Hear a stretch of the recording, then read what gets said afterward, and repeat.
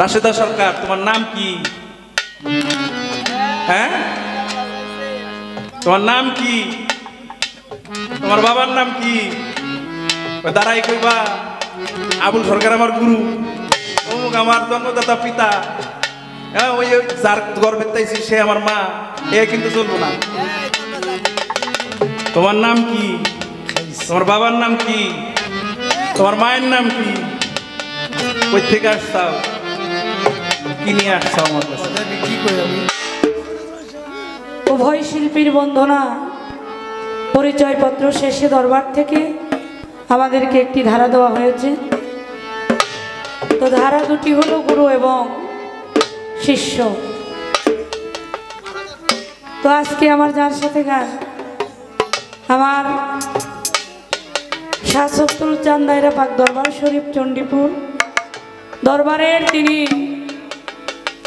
শাহজাদা, আমার দাদা ভাই, তিনি প্রকৃতই গুরু। তিনি আমার গুরু পক্ষে থেকে আসছেন, তিনি আমার গুরু, এর মধ্যে কোনো ভুল নাই। তো আজকের জন্য সে গুরু, সে আমার কাছে গুরু। আরে তো যিনি পালাটা বন্টন করলেন আমার বাবাজি, আমি তাকে ভক্তি জানাই আমার মন থেকে। তো একটি কথা বললেন যে আজকে এমন গান হইব একবারে বেলা উঠে যাইব। কালকেও বেলা উঠে গেছিলাম, কালকে আমরা যে জায়গায় গেছিলাম গান করার জন্য, সেই ফুলবাড়িয়া থেকে আর অনেক ভিতরে পাহাড়ি অঞ্চল, রাস্তাঘাট অন্যরকম। তো গান শেষ হয়েছে 4টা 4:30 বাজে, কিন্তু রাস্তাঘাট ভালো না দেখে বেলা ওঠার আগে আর এলাকার মানুষই আমাকে আসতে দেয়। আমি সাক্ষী আছি। ওই যে আমার নাজমুল ভাই, আমার বাবার আজকে গান ছিল, গানটা যে কোনো কারণে মিস হয়েছে। পরে বাবা আমার এই সম্রাট ভাই, আমার বাবার সাথে কিন্তু কাজ করে, আমার ইমারত ভাই, নাজমুল ভাই, বাসিওয়ালা, সম্রাট ভাই, আমি সকলকে ফুলবাড়ি স্টানে 2 ঘন্টা বসে আসছিল আমার জন্য। আমি সঙ্গে করে নিয়ে আসছি, যেহেতু আমার দাদার গান, দাদার সঙ্গে কাজ করবেন। তো এখন হইলো মাঘী পূর্ণিমা চলতেছে, অনেক চাপ, আজকে কয়েকদিন চলে একটা না গান করতেছে, গান গরম তো আমার এনার্জি নেই, আপনারা বুঝতে পারতেছেন। সামনে আরও 2 দিন আছে, তো এটা আমার দয়ালের রহমত। আমি সত্যিকার অর্থে আমি গাটা এই আজকে কত মানুষ মুখের দিকে তাকিয়ে আছে, আমি গানের গও জানি না বাবা, গানটা কিভাবে করতে হয় আমি সেটাও জানি না। এমনও গুণীজনরা আছেন, এমনও সাধক শিল্পী আছে যাদের পায়ের জুতাটা ঘুরিয়ে দেওয়ার যোগ্যতাটাও আমার নাই। তবু আমার দয়ালের রহমত, নানা হইলে আমার মতো কত ভালো ভালো সুরালা শিল্পী বসে আছে।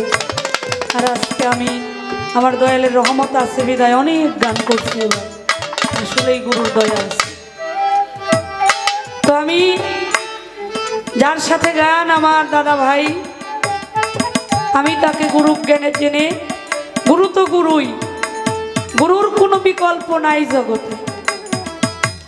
আমি সত্যিকার অর্থেই দয়ালের নামের প্রতি খুবই খুবই দুর্বল। আমার বাবা আবুল চান, তার সন্তান আমার দাদা ভাই, আমি আমার আবুল চানকে যেই নজরে দেখেছি, আমিও তাকে সেইভাবে জেনে, সেই নজরে দেখে আমি তাকে গুরু জ্ঞানে জেনে, তার মধ্যে আমি আমার দয়াল মুর্শিদকে প্রতিষ্ঠিত করে আমি আমার দয়ালের চরণে খানা প্রেম ভক্তি নিবেদন করে আমি আমার গানটা শুরু করতে চাই। দয়াল যেন আমার ভক্তিতে যেন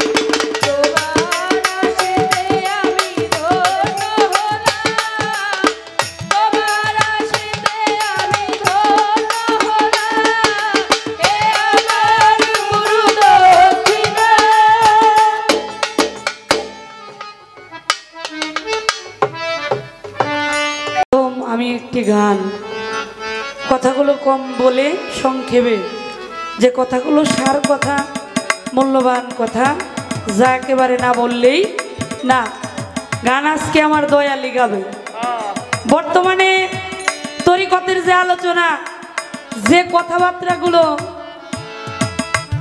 দলিল দিয়ে বলে, আপনারা জানেন বাংলাদেশের মধ্যে অনেক শিল্পী আছে, তার মধ্যে কিন্তু আমার বাবা ফকির আবুল সরকার, তিনি যেভাবে কোরআন হাদিস দলিল দিয়ে গান করে, এই রকম শিল্পী কিন্তু বাংলাদেশের দ্বিতীয় জন নাই।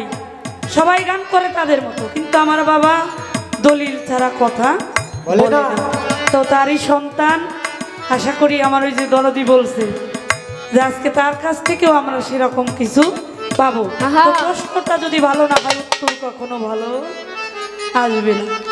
তো আমি সেই একটা ব্যবস্থা করে দিব, যেন আমার দাদা ভাই দলিল দিয়ে আমাদেরকে কিছু কথা বলে। সমাজে কিছু মানুষ আমরা আছি গোমরাহ, অন্ধ, অনুমান বিশ্বাস করি, বর্তমান মানি না। কি আমরা অনুমান মানি, কিন্তু বর্তমানটা আমরা মানতে চাই না। আমি বিষয়গুলো বলবো, একটি গান, যারা ওই যে অনুমান মানে, বর্তমান মানে চোখের সামনে দেই কেউ মানে না, ওই তাদের নিয়ে আমি কিছু কথা আমার আজকে বাস্তবে দয়াল পাইছি, যেহেতু আজকে দয়াল পাইছি বাস্তবে, কথাগুলো আমি বর্তমানে তাই দয়ালের কাছ থেকে নগদ সাইরা নিতে চাই, নাকি কোন? যদি নগদ দলিল অনুসারে জবাব পাই, তাইলে তো আর আমাদের মধ্যে কোনো সন্দেহ থাকবে না। যুক্তিটা যদি আমরা না মানি, কিন্তু আল্লাহর বাণী পবিত্র কোরআন, এটা আমাদের অবশ্যই অবশ্যই মানতে হবে। আমি একটি গান আমার গুরুপদে রাখতে চাই।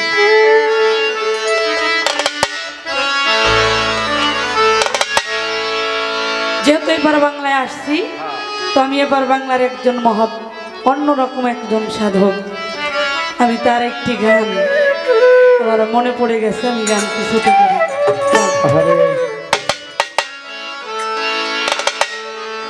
তুমিও মানুষ, আমিও মানুষ, মানুষ আমরা জগতের, মানুষ আমরা জগতে, মন বসে না গুরু তোমার পদেতে, মন বসে না গুরু তোমার পদেতে।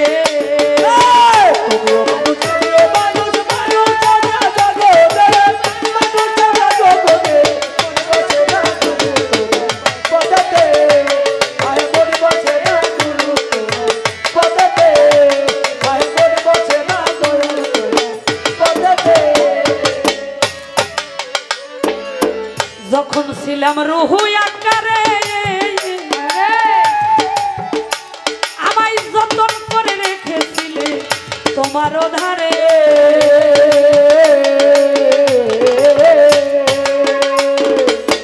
যখন ছিলাম রুহু আকারে, আমায় যতন করে রেখেছিলে আপনার ধারে।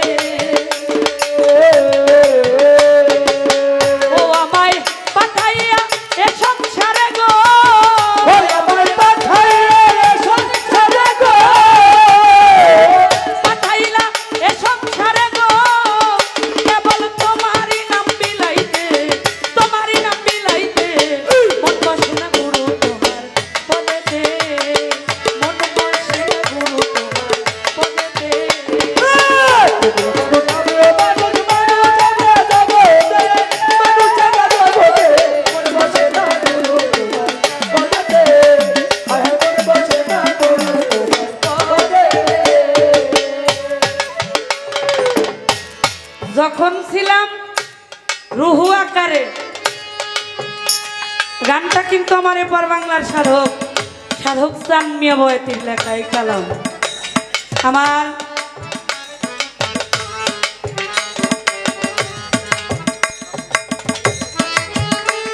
তো আমার ফরিদপুরে আরেকজন সাধক আছে, সাধক জালাল বয়াতি, তার অনেক কালাম আছে। তিনি ওনার বাণীগুলো বাউল মাতা আলিয়া বেগম, যা অন্যরকম করে আমি শুনেছি ওনার মুখে অনেক নাম। তো আমার দাদুজান সাধক আইনাল মিয়া আল চিশতি রহমাতুল্লাহি আলাইহি, বাংলাদেশের মধ্যে এরা তো অন্যতম গায়ক বাবা। সাধক হালিম বয়াতি, বৃহত্তম ফরিদপুরের এই পালা গানের যারা জন্ম দিচ্ছেন তারা হইল এরা, যাদের বাণীগুলো অমর হয়ে আছে। কিছু কিছু গানের কোনো মরণ নাই বাবা। গানের মধ্যে বললেন কি, তুমিও মানুষ আমিও মানুষ, মানুষ আমরা জগতে, মন বসে না গুরু তোমার পদেতে। পালাটা হইল গুরু শিষ্য। যদি গুরু ভক্ত আসতো তাইলে আমি গানে গানে যেহেতু শিষ্যর অনেক কিছুই চাওয়ার আছে। আমি যদি না চাই তাইলে দয়াল কি দিতে পারবো? আমরা কই গুরুর কাছে প্রশ্ন করা যায় না, এটা হলো বুকার কথা নাকি? গুরুর কাছে হইলে সব জানা যায়, গুরুর কাছে জানা যায় না এমন কোনো জিনিস নাই। তবে সেই চাওয়াটা আজ যদি মিনতি প্রেম মহব্বত ভাব নিয়ে থাকতে হবে। কিছু কিছু লোক আছে আমাদের সমাজে, তারা কয় হ্যাঁ আমরা গুরু ধরবো কেন, উনিও মানুষ আমরাও মানুষ নাকি, কয় না? অনেক আছে। এই যে একটু আগেও ঘরের মধ্যে দুইটা কথা শুনছি, আমি কম না কইও পারতেছি না। তো এক লোক কইতেছে মাজনুনি কয়েছে এই যে আমি যে সেজদা দিব, কিছু লোক দরবারে আসে দেখবেন পর্দা কইরা আসে না, আইসে কয় আমরা তো জানি যে আল্লাহ ব্যতীত সেজদা করা হারাম। এ কথাটাও দলিল ধরে কয় তারা। কিছু লোক আছে কয় আল্লাহ ছাড়া সেজদা করা যাবে না, কিন্তু এই যে দরবারে যে আসছে উনি একটা চিন্তায় পড়ে গেছে যে এইখানে আইসা তাইলে সেজদাটা দিব কোন জায়গায়। তো একজন আবার কয় কেন আপনি আল্লাহকে হাজির নাজির যাইনে দিবেন? আইসা কোন আল্লাহরে কেউ দেখছেন কি গো? দেখছেন আল্লাহরে কেউ দেখছেন? তাহলে আল্লাহ যে কইল সূরা বনী ইসরাইল, আমার বাপেও কিন্তু ফকির আবুল সরকার, হ্যাঁ কোরআনের আয়াত কয় দলিল দেয়। সূরা বনী ইসরাইল আল্লাহ পাক বলছে মান কানা বিহাজিহি আমা ফাহুয়া ফিল আখিরাতি ওয়া দাল্লু সাবিলা। হে দুনিয়ার মানুষ, তোমরা কি অন্ধ হইয়া কবরে আসিও না। কিন্তু এই যে একদল আছে, এই যে কিছু কিছু মানুষ আছে, এরা অনুমানে যে সেজদা করতেছে, আল্লাহ যে কইল কেউ অনুমানে সেজদা কইরো না, অন্ধ হইয়া কবরে আসিও না, এহ জগৎ থেকে তাকে চিনে যাওয়ার জন্য বলা হয়েছে। তাহলে এই যে না যাই না না দেখে যদি কেউ অনুমানে সেজদা করে, এটা হইল শিরকি গুনাহ হয়ে যাবে। কি বাবা, এটা শিরকি গুনাহ হয়ে যাইব। তাইলে আমরা কি গুনার কাজ করি? হ্যাঁ, তাহলে আমরা তো গুনার কাজ করতে চাই না। সে সম্বন্ধে আল্লাহ দলিল দেয় কি দিছে, আপনি একটু ফয়সালা করে দিবেন, যেহেতু আমার বাবার সুযোগ্য সন্তান। এর দলিলটা দয়াল আপনি আমাকে দিবেন। যারা এই জন্য মানে মাথা নামে বিপদে বইরে গেছে, এর একটা দলিল দিবেন। যারা এই যে সেজদা করতেছে তাকে মনে আবার ভয়ও করে, হাই হাই আমি কি অপরাধী করি। তো তাকে জন্য আল্লাহ কোরআন শরীফে কি বলেছেন, এর দলিলটা আপনি আমাদেরকে বুঝাইয়া দিবেন।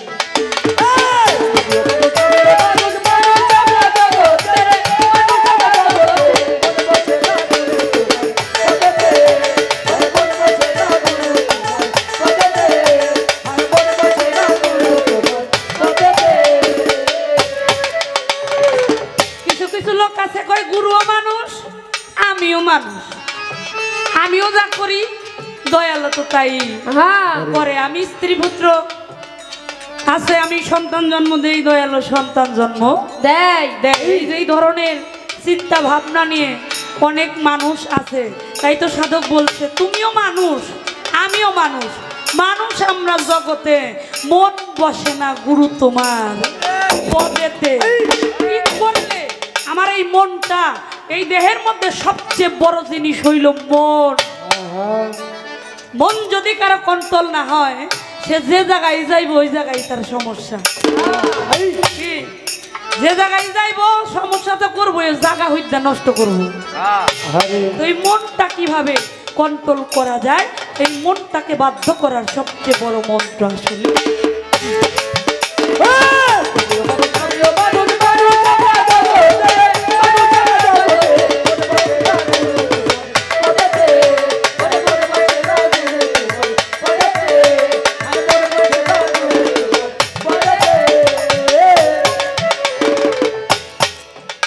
ওরে আদমকে খলিফা বানায়া আবার আমানতি বস্তু তারে দিল রে দিও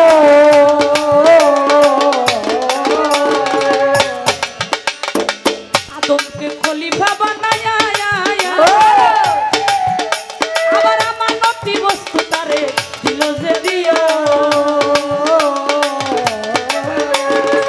ও দয়াল তুমি আমায় কি ধন দিবা গো দয়াল তুমি আমায় কি ধন দিবা তুমি আমায় কি ধন দিবা গো তুমি কি দিবা জগতে মন বসে না গুরু তোমার পদেতে মন বসে না গুরু তোমার পদেতে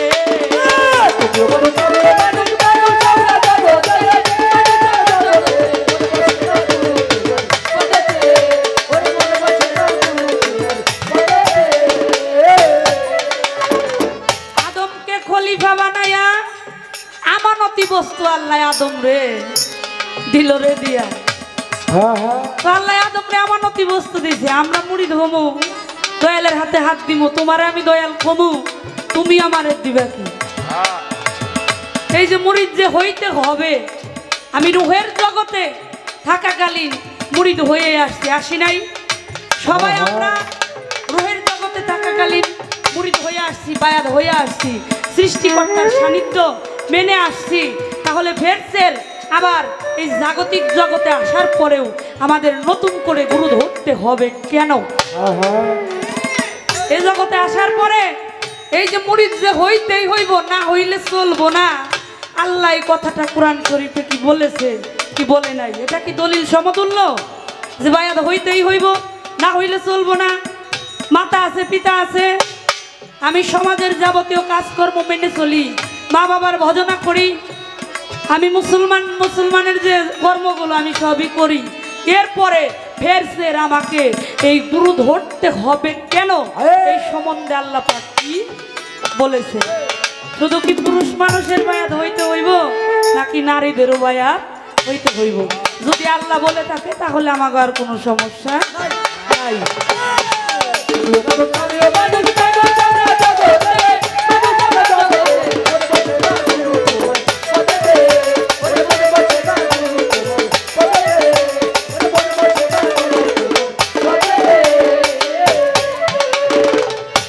ওরে এই দেহেতে গুরু হইতে বায়া আবার শিষ্য হইয়াকে তাহারে পিতাতে সেবা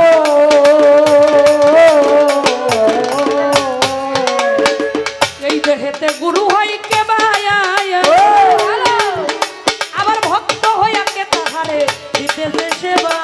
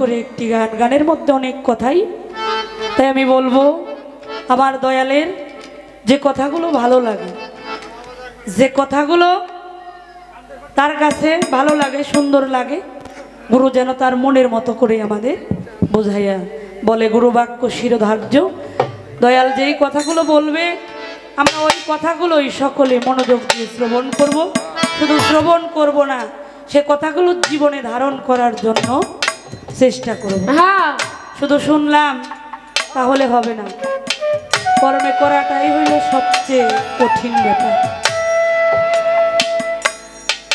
গুরু সত্তাকে যারা স্বীকার করেছি যারা বায়াত পড়েছি তাদের খুব কঠিন ব্যাপার বাবা যারা এখনো আসে নাই তাদের নিয়ে কথা নাই কিন্তু যারা এসে পড়েছে তাদের জন্য এই জগৎটা খুব কঠিন, খুব।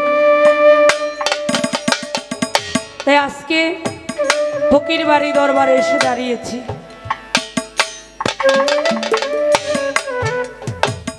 এটা গুরুর দরবার, শালাল চাঁদের অনুসারী।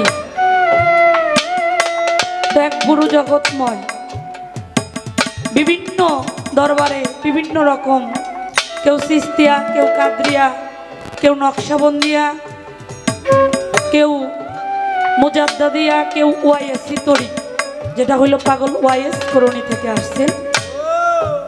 তো এক একজন এক একটা সিলসিলা অনুসারে পুরুষ করে, মাহফিল করে দরবারে আল্লাহর পথে যারা কুরবান হয়ে গেছে, যারা কতল হয়ে গেছে, সে আল্লাহর ওলিদের নামের উপরে যে ওরস করা হয়, যে মাহফিল করা হয়, এ সম্বন্ধে অনেকেও অনেক রকম মন্তব্য করে। আজকে আমি যদি চলে যাই, আমি চলে গেলে কিন্তু বাবা কোনো মানুষ আসবে, কিন্তু আল্লাহর একটা মনোনীত ব্যক্তি যদি চলে যায়, দুনিয়া থেকে পর্দা রাখে, তারা চলে যাবার পরে আল্লাহ বলে এহ জগতে তাদের যেমন পাওয়ারটা, যে ক্ষমতাটা আল্লাহ তাদেরকে দিয়েছেন, দুনিয়া থেকে পর্দা নেবার পরে তাদের ক্ষমতাটা আরো হাজার হাজার করে বাড়িয়ে দেওয়া হয়। আল্লাহ বলেছেন যে আমার ওলিদেরকে তোমরা কখনো মৃত বলিও না। আমার ওলিদের মরণ নাই, তাদের ভয় নাই, তারা মরে না। যদি আল্লাহর ওলি যদি মরেই যাইতো, তাহলে আল্লাহর ওলির নামে এইরকম ভাবে কখনো রোষ হইতো না, এইভাবে মানুষ আসতো না। আল্লাহর ওলি কখনো সাইনবোর্ড দিয়ে দায়িকা কখনো মানুষ আনে না। মানুষ কেন আসে, কি জন্য আসে? কোন এই যে মানুষ এখানে আসছে, কেন আসছে? এখানে একটা ইশকের কারণে, প্রেমের কারণে, মহব্বতের কারণে সকলে আমরা এখানে আসছি। সম্পূর্ণ এটা প্রেমের জগৎ। দাস হয়ে, দাসী হয়ে, প্রেমিক হয়ে আমি এহ জনমটা যেন তার পদে যেন কাটাইতে পারি। তাই এখানে দাঁড়িয়ে আমি ছোট্ট করে একটু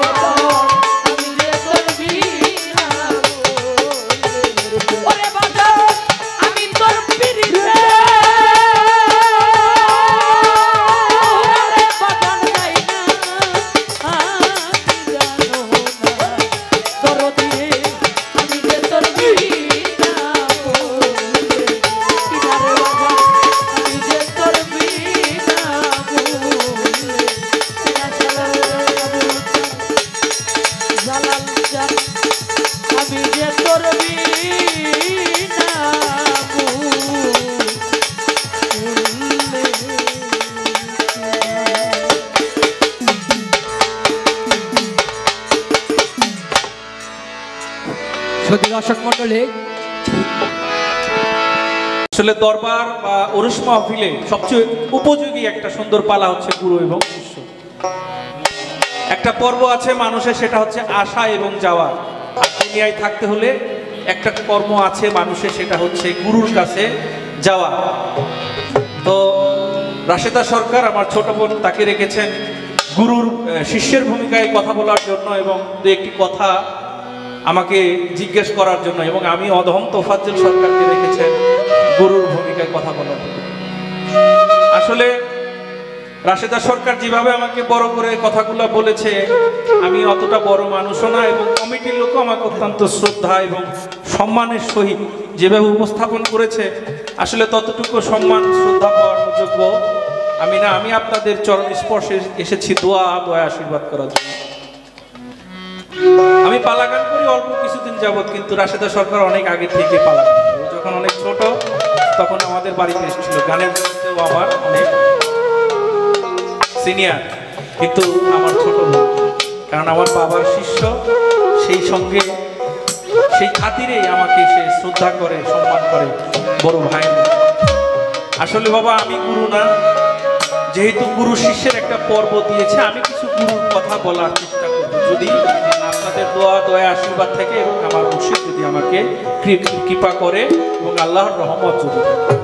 তো পালাগানে যাবার আগে একটা কথা বলবো, অনেক কথাই বলবো, ভুল ভ্রান্তি হতে পারে। আল্লাহ পাক সূরা লোকমানের 6 নম্বর আয়াতের মধ্যে বলেছেন,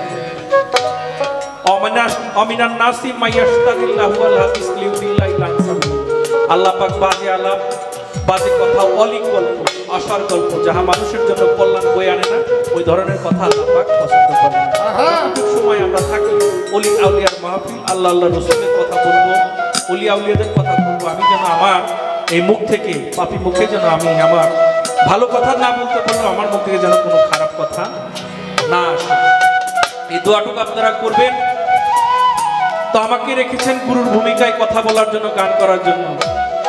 তো বলেছে প্রথমে উঠে এই যে ছোট্ট করে একটা দুটা কথা রাখবো, কিন্তু প্রথমে যেভাবে রাশেদা সরকারের আক্রমণাত্মক কথা, আমাকে অনেকগুলা প্রশ্ন করেছেন, একটা গান রেখেছেন, সেই গানের থেকে অনেকগুলা প্রশ্ন করেছেন এবং মারাত্মক কিছু কথা বলেছেন, যে কথাগুলা দলিলের বাইরে বলা যায় না। আসলে বাবা আল্লাহ পাক বলেছেন, আমি তোমাদের মাঝে দুটি নিয়ামত দিয়েছি, একটা জাহিরি নিয়ামত, একটা বাতিনি নিয়ামত। সূরা লোকমানের 20 নম্বর আয়াতের মধ্যে বলেছেন যে তোমাদের মধ্যে আমি দুটি নিয়ামত দান করেছি, একটা জাহিরি, একটা বাতিনি, একটা প্রকাশ্য, একটা অপ্রকাশ্য। প্রকাশ্য নিয়ামতটা কি? এটা হচ্ছে আল কোরআন, হাদিস, যেটা আমার নবী মানুষের মধ্যে প্রচার করেছেন। আর অপ্রকাশ্য নিয়ামত, যেটা অদৃশ্য, সেটা হচ্ছে আল্লাহর সঙ্গে যে বান্দার একটা প্রেম হয়, এই প্রেমটার যে কিভাবে প্রকাশ হয় এটা আপনি বলতে পারবেন? এটা কিন্তু আপনি আর আল্লাহ ছাড়া কেউ জানে না। এই কর্মটা গুরুর কাছে গিয়ে শিখতে হয়, এবং গুরু যেটা শিক্ষা দেয় সেটাই হচ্ছে অপ্রকাশ্য নিয়ামত। যখন আপনি ধ্যানে বসবেন, আপনি তাহাজ্জুদের নামাজ পড়বেন, আপনি ছাড়া, আল্লাহ ছাড়া আপনার মধ্যে কোনো কিছু, এই মুহাব্বতটা অর্জন করা, এটা হচ্ছে অপ্রকাশ্য নিয়ামত, যেটা জাহিরি বাতিনি এলেম। আর জাহিরি এলেমটা হচ্ছে যেটা আমরা আল কোরআনটা জাহের, যেটা প্রকাশ, হাদিস, ইজমা, কিয়াস, এটা প্রকাশ। আমাদের মধ্যে গ্রন্থগুলো আছে, আমরা দেখে শুনে পড়তে পারি। কিন্তু মুহাব্বতের যে বিষয়, আপনাকে যদি বলা হয় ভালোবাসা কাকে বলে, আপনি 2-1 লাইনে শেষ করবেন, কিন্তু আপনার ভিতরে যে প্রকাশ বিস্তার যে ভালোবাসাটা আছে, সেটা কিন্তু বই পুস্তকে পাওয়া যায় না। এটা হচ্ছে অন্তরের ব্যাপার। আমি কিভাবে আমি আমার ভালোবাসার মানুষকে ভালোবাসবো, সেটা বই পুস্তকে পাওয়া যায় না। এটা ওলিয়া উলিয়াদের কাছ থেকে যে এই আদব শিক্ষাটা, এই নিয়ামত শিক্ষাটা গ্রহণ করতে হয়। আমাকে সে একটি গান করেছে, তুমিও মানুষ আমিও মানুষ, মানুষ আমরা জগতে, মন বসে না গুরু তোমার পদেতে। মানে গান ভালো, আবার ভিতরে সংশয় যে দয়াল তুমিও মানুষ আমিও মানুষ, তাহলে আমি তোমার কাছে কেন যাবো, এরকম একটা বিষয়। যে মানুষ তো তুমিও, কিন্তু মানুষ আমিও, কিন্তু তুমি গুরু, আমি হলাম না কেন? আসলে যারা গুরু হয় তারা গুরু কর্ম করে তারপরেই গুরু হয়। গুরু যখন ওই কর্মটা অর্জন করে, তখন তার গুরু তাকে এই দায়িত্বটা দেয়। সেটা হচ্ছে কি? রেসালাত, মাওলাইয়াত, কামলিয়াত। তিনটা জিনিস যখন একটা মানুষ অর্জন করে, গুরুর কাছে গিয়ে গুরুর হুকুম মতো দাবিদারি করে, তখন সে গুরু হয়। যার কারণে এই যে আমাকে যে তুমি আজকে গুরু রূপে দেখেছো, এরকম একটা বিষয় তুমি যার হাতে বায়াত গ্রহণ করেছো, তার ভিতরে এই জিনিসটা আছে বিধায় তুমি তার কাছে গিয়ে বায়াত গ্রহণ করেছো। যখন তুমি তোমার দয়াল কাছে গিয়ে সেই জিনিসটা তুমি অর্জন করতে পারবে, তখন তুমিও একজন গুরু হতে পারবে।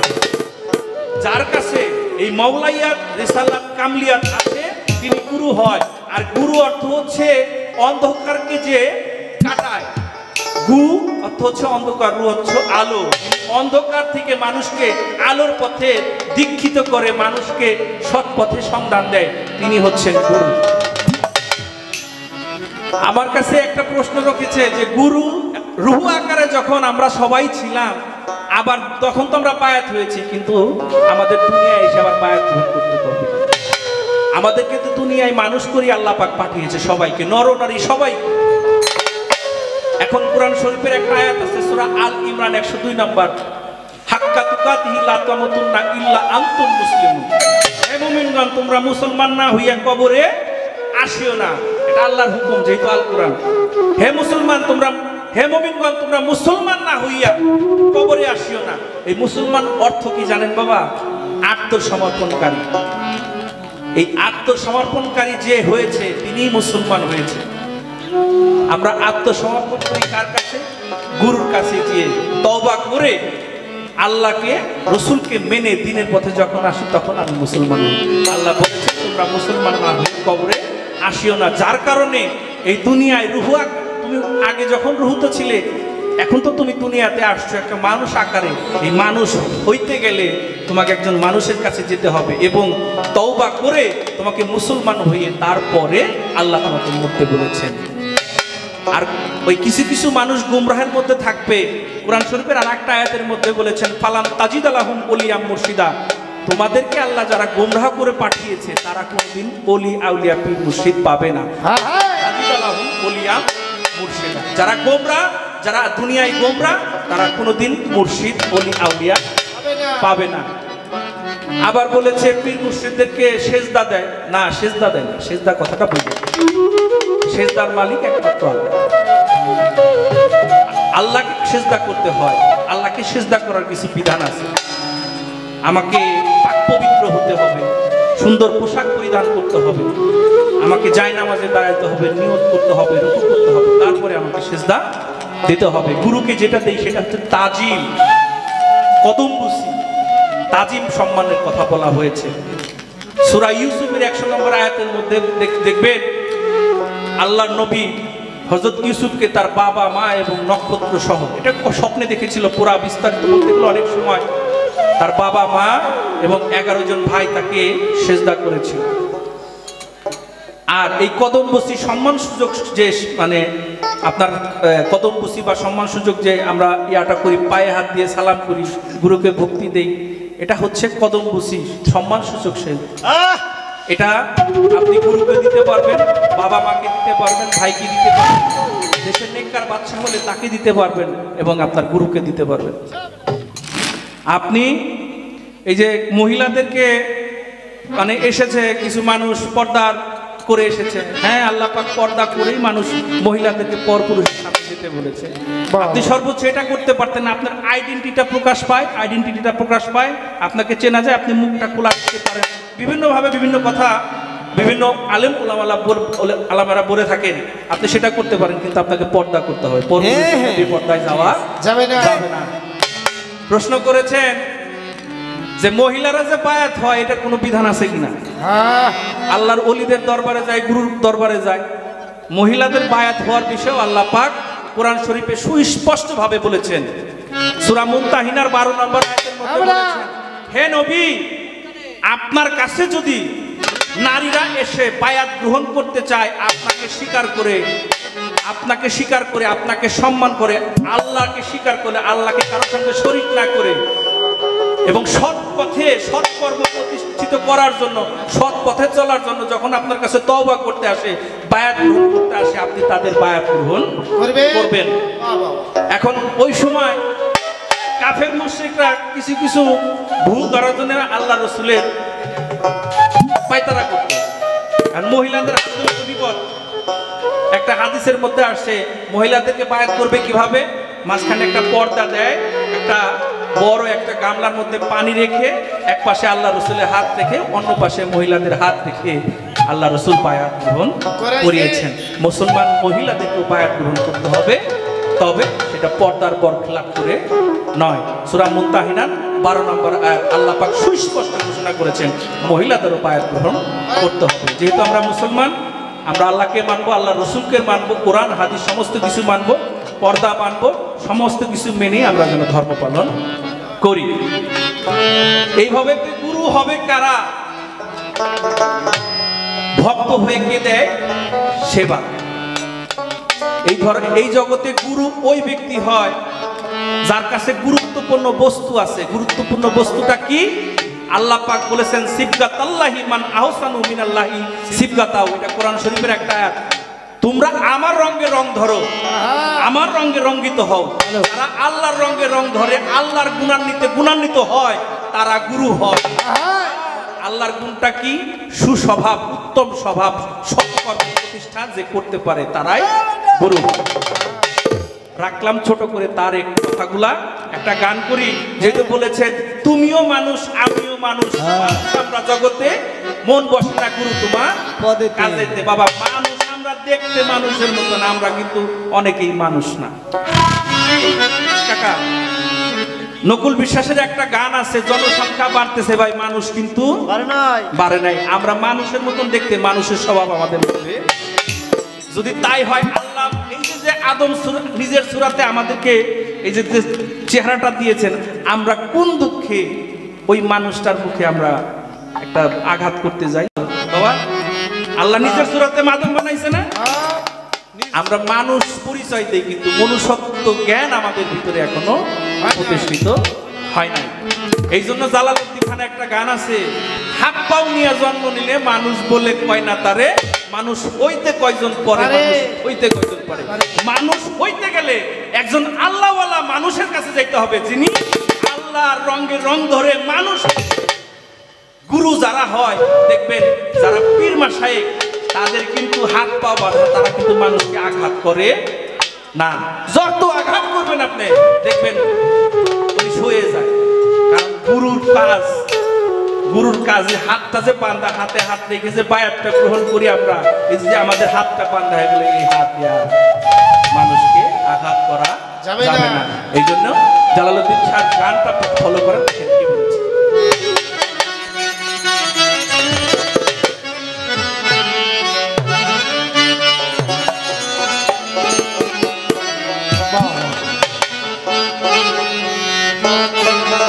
ওরে হাত পাও নিয়ে জন্ম নিলে, ওরে হাত পাও নিয়ে জন্ম নিলে মানুষ বলে কয় না তারে, হইতে কয়জন পারে মানুষ হবে, হইতে কয়জন পারে।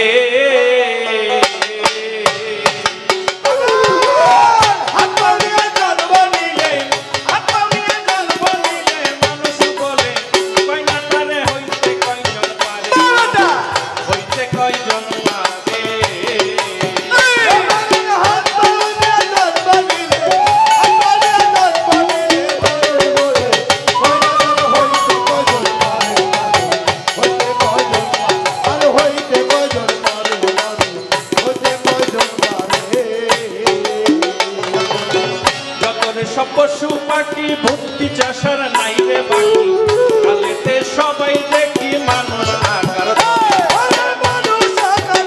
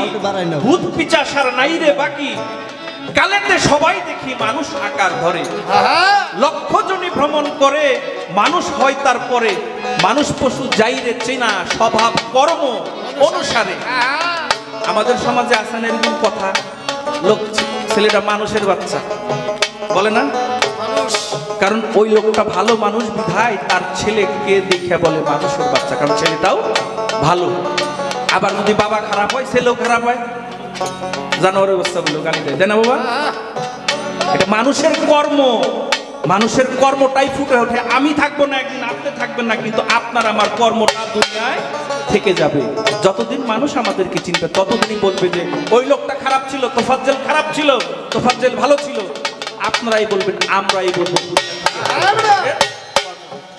এই জন্য বলেছেন মানুষ পশু যাই রেছে না মানুষ এবং পশুর স্বভাবটা যাই রেছে না মানুষের কর্ম অনুসারে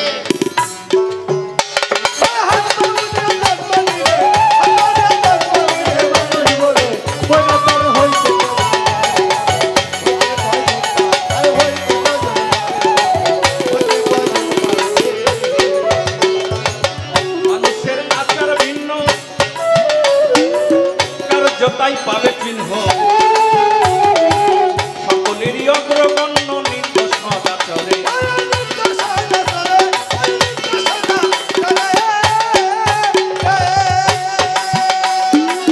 মানুষের আচার ভিন্ন কার্যতাই পাবে চিহ্ন সকলেরই অগ্রগণ্য নিত্য সদাচরে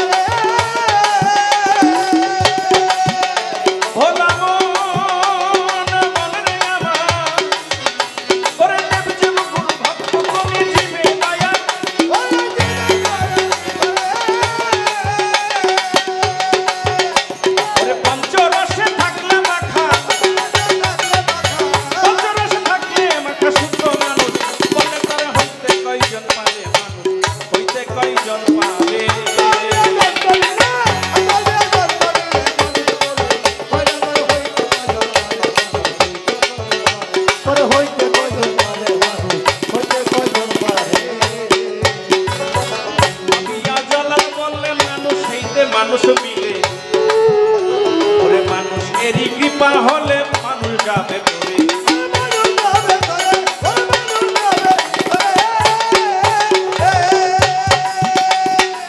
ভাবিয়া জ্বালালে বলে মানুষ এতে মানুষ মিলে মানুষেরই কৃপা হলে মানুষ যাবে করে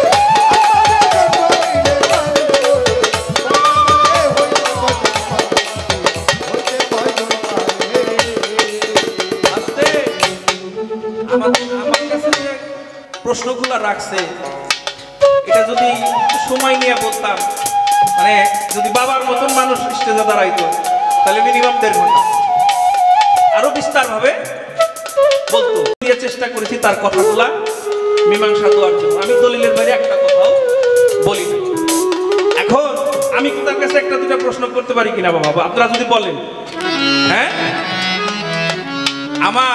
আমার শিষ্যের কাছে একটা প্রশ্ন থাকবে রাশেদা সরকার তোমার নাম কি হ্যাঁ তোমার নাম কি তোমার বাবার নাম কি দাঁড়াই কইবা আবুল সরকার আমার গুরু, অমুক আমার জন্মদাতা পিতা, হ্যাঁ ওই ওই যার গর্বের তাইছি সে আমার মা, এ কিন্তু চলবো না। তোমার নাম কি? তোমার বাবার নাম কি? তোমার মায়ের নাম কি? কই থেকে আসছাও? কি নিয়ে আসছাও আমার কাছে? কি কই আমি কি বাবা? গুরুর লুবি আছে না এতগুলা প্রশ্ন করছে, একটা প্রশ্ন করবো না যে ভক্ত পাকার কাছে তো বোঝার একটা ব্যাপার আছে। এই ছোট্ট করে একটা প্রশ্ন আমার ভক্তের কাছে রাখ।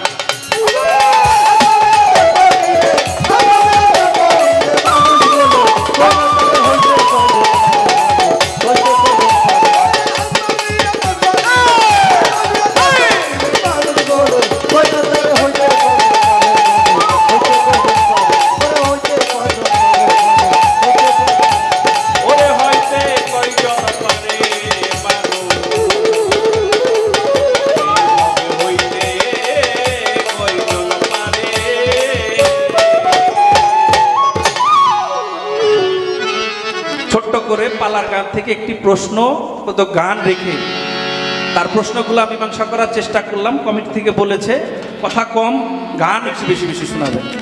যেহেতু আজকে শালাল বাবার ওরস, আমি আমার গুরুর পাঠ থেকে আমি দরবারি বাবাকে স্মরণ করে একটা গান রাখার চেষ্টা করি।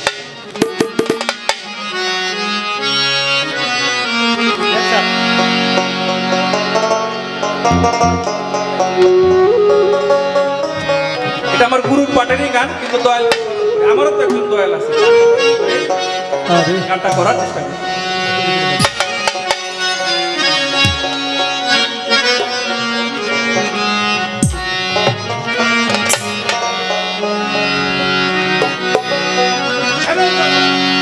ওরে মোর বিচারা জিন্দা মরা,